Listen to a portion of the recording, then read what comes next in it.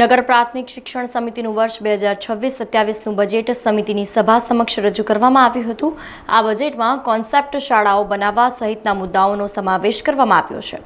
વડોદરા મહાનગરપાલિકા સંચાલિત નગર પ્રાથમિક શિક્ષણ સમિતિનું વર્ષ 2026-27નું બજેટ આજે શાસનાધિકારી ડોક્ટર વિપુલ ભરતિયાએ નગર પ્રાથમિક શિક્ષણ સમિતિના અધ્યક્ષ આદિત્ય પટેલ, ઉપાધ્યક્ષ અંજનાબેન ઠક્કર અને શિક્ષણ સમિતિના સભ્યો સમક્ષ રજૂ કર્યું હતું। શિક્ષણ સમિતિના આગામી વર્ષના બજેટમાં વિઝન 2030 અંતર્ગત શાળાઓમાં માળખાકીય સુવિધાઓ ઊભી કરવી તેમજ નવા પ્રોજેક્ટમાં શિક્ષણ સમિતિની નવી કન્સેપ્ટ શાળાઓ શરૂ કરવાના મહત્વપૂર્ણ મુદ્દાઓ છે તેમ શાસનાધિકારી ડોક્ટર વિપુલ ભરતિયાએ જણાવ્યું હતું।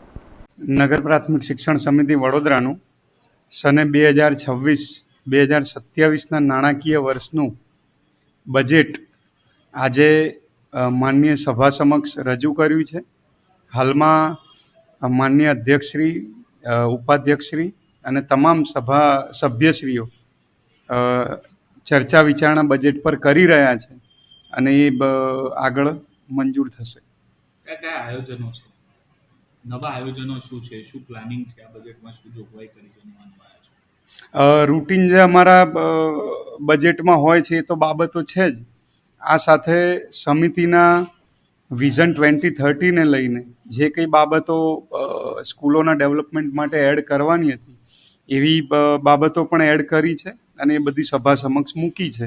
હાલ ચર્ચા વિચારણા ચાલુ છે। કોઈ સ્પેશિયલ કોઈ પ્રોજેક્ટ આ વખતે બજેટમાં કોઈ આયોજન છે, કોઈ ખાસ તમારા તરફથી સૂચવવામાં આવ્યું હોય બાળકો માટે કંઈ ખાસ?